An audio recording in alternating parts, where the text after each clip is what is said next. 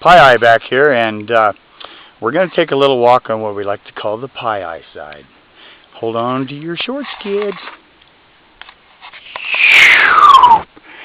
This is where we just left the skull of the of Neanderthal man.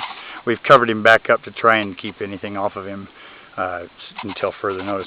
But I'd like you to notice as we walk on through the world of Pie that lo and behold, they're coming out of the ground.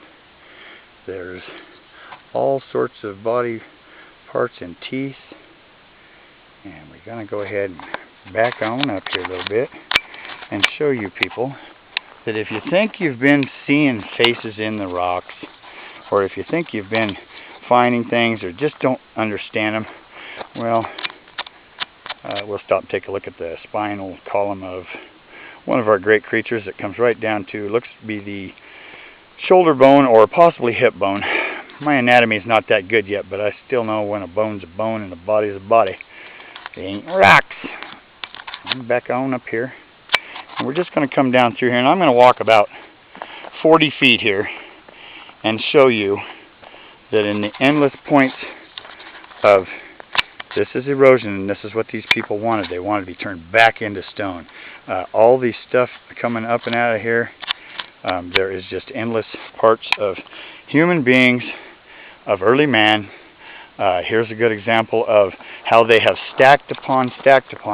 And again, the monolithic structure, the stacking of stones, almost looks like an erosion of a natural stone event, but then all of a sudden there's too many things like bones and skulls in there, and little bitty old toofers that look like they chewed meat and stood upright.